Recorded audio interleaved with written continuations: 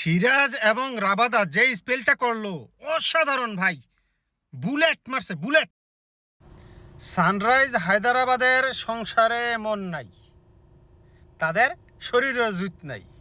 দেওয়ানা হইয়া ফয়দা আছে? ফয়দা নাই। যে স্পেলটা করলো মোহাম্মদ সিরাজ এবং রাবাদা, অসাধারণ, আউটস্ট্যান্ডিং। এরকম স্পেল দুইজনের এত সুন্দর জুটি দেখতে খুবই ভালো লাগছে, খুবই ভালো লাগছে। সিরাজ যে বল করলো, মেড ইন উইকেট, শুরুতে অসাধারণ ছিল। তার 3 নাম্বার ওভারটা মেডিনের মতোই ছিল, একটা রান পাইছে, তাও 6 নাম্বার বলে। আর দ্বিতীয় ওভারটাতে 10 রান দিছিল, উইকেট একটা তো পাইলো প্রথম ওভারেই। তারপরে আরেকটা ক্যাচের মতো উঠছিল, রাবাদা ধরতে পারে নাই।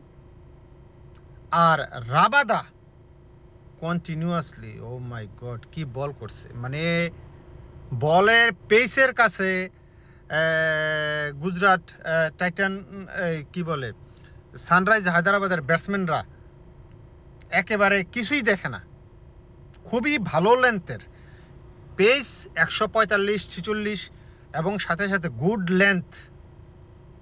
অসাধারণ বল করছে, অসাধারণ মেনটেন্স করে বল করছে। রাবাদা 4 ওভারে 28 রান দিয়ে 3 উইকেট পাইছে, এবং এই 3টা কিন্তু পাওয়ার প্লেতেই পাইছে। পাওয়ার প্লেতেই খেলা শেষ করে দিছে, প্রায় পাওয়ার প্লেতেই খেলা শেষ। পরবর্তীতে জেসন হোল্ডার আবার 3টে উইকেট পাইছে। অসাধারণ বল করছে, 4 ওভারে 20 রান। তো 3-3-6 তো এইখানেই। আর প্রসিদ্ধ কৃষ্ণ পাইছে 2টা, রাশিদ খান একটা, সিরাজ একটা। অসাধারণ। যেই রানটা আসলে গুজরাট টাইটান করছিল শুরুতে, তো 68 রান, 168 করার পরে আমি ভাবছিলাম যে এই ম্যাচটা গুজরাটের জন্য কঠিন হয়ে যাবে, কারণ 200 রান চেজ হয়ে যায়, 168 রান। পরে দেখলাম যে না, আসলে বোলিং পিচ, পেস বোলাররা ভালো করতেছে। মানে বল পিচ করার পরে আর কিছু দেখা যায় না। তো পরে যখন বল করলো, তখন তো আসলে সানরাইজ হায়দ্রাবাদের আর পাত্তাই নেই। সিরিয়াসলি, এত ভালো ভালো ব্যাটসম্যান আছে, কিন্তু পাত্তাই পাইল না। অসাধারণ বল করছে প্রতিটা বোলার। রাবাদা আর সিরাজের ওই জুটিটা ভুলার মতো না, এক কথায় ভুলার মতো না। ক্লাসেন টাসেন আজকে আর কেউই পাত্তা পাইল না পেসের কাছে। ঈশান কিষান কিছুই করতে পারে না আজকে। মানে এত সুন্দর বল হয়েছে। তারপরে 0 রানে তো অভিষেক শর্মা তো একটা 6 মারছিল। ট্রাভিস হেড 0 রানে আউট হয়েছে। 0 রানে আউট হয়েছে ট্রাভিস হেড না অভিষেক শর্মা? আরে ভুললে তো গেলাম, আফসোস ভাই, শরীরে জুত নেই। বলছি না, দেওয়ানো হইয়া কি এখন আর ফয়দা আছে? শরীরে জুত নাই, সংসারে মন নাই। দেখেন, ট্রাভিস হেড 0 নাকি অভিষেক শর্মা? এখন আবার স্কোরটা দেখলে বুঝতে পারি। থাক, আপনারা অ্যান্সারটা একটু দেন।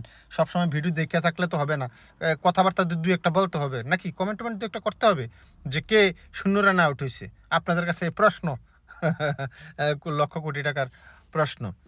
এনিওয়ে, খেলাটা কম রানের জমে নাই, একেবারেই পাত্তা পায় নাই।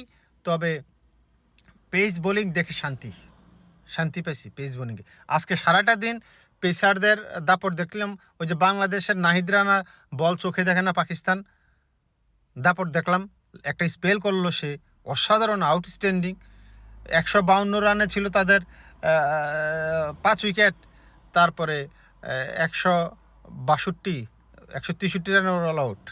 11 রানে 5 উইকেট ফেলাই দিছে পাকিস্তানের। নাহিদ রানা একাই পাইছে 5টা। এনিওয়ে, আজকে দিনটা পেস জয়কার।